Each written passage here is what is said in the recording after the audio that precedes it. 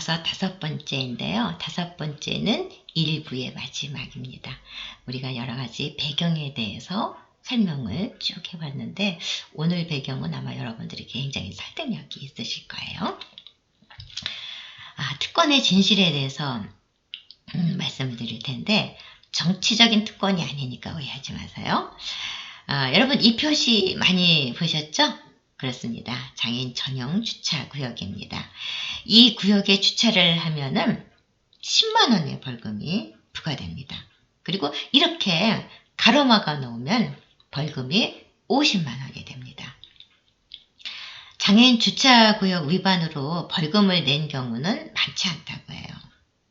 그래서 별로들 잘 안 지키려고 하지 않나 싶어요. 주차장이 주로 건물 내부에 있고 또 위반을 감시할 만한 그런 인력이 부족하기 때문이죠. 법은 있지만. 그런데 아파트에서 장애인 전용 주차구역으로 시비가 벌어지곤 합니다. 2019년도에 어느 아파트에서 수신자를 장애인 C라고 하면서 장애인이 이 세상 사는데 특권입니까? 이렇게 시작하는 대자보를 붙여서 뉴스에 보도가 되었습니다. 자, 특권? 그렇게 생각해 본 적 없는데, 그쵸? 자, 누구 잘잘못을 따지기 전에 이 대자보 내용은 비장애인 입장에서 자신들이 특권이라는 전제 하에 쓰여졌습니다. 특권이 나한테 있지 너한테 있어? 이런 메시지를 담고 있다는 거죠. 그래서 장애인계에서는 이것이 패권주의다 막 이런 말들을 했는데요. 패권주의가 이렇게 거대한 패권주의가 이런 곳에서도 나오는가 싶어서 좀 씁쓸했습니다.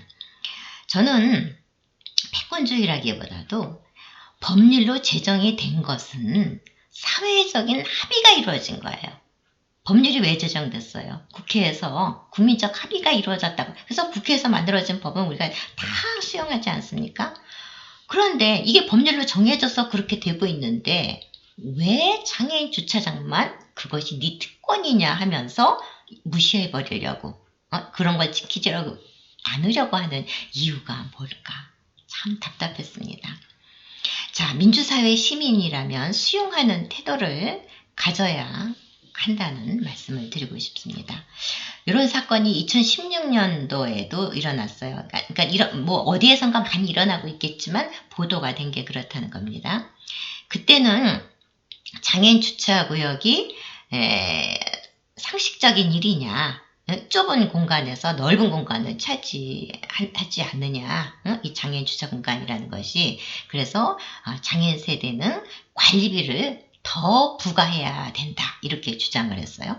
요거는 조금 더 아까 장애인씨 그게 특권이냐 하는 것보다는 더 순화된 내용이죠. 근데 장애인 주차구역을 만든 것은 장애인에게 불공정한 특권을 준 것이 아니라, 사람들은 특권을 불공정하다고 생각하니까 그렇게 얘기하는 겁니다. 준 것이 아니라 불편을 덜어주기 위한 편의 제공이에요. 그죠?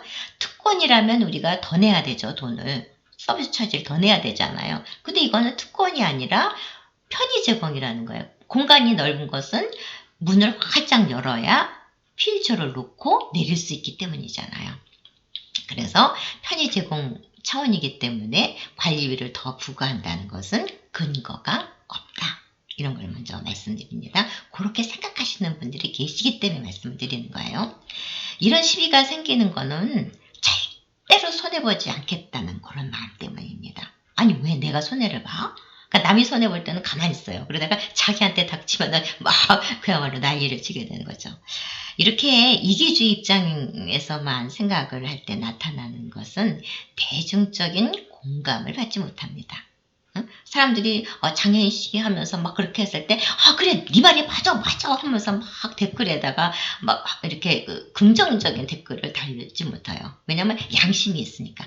그 장애인한테 어떻게 저렇게 해. 그건 안 되지. 그거 조금 법이라는데 이렇게 하는 거지 막 대놓고 막 찬성하지 못한다는 거예요. 그거는 오히려 비난거리가 된다는 겁니다.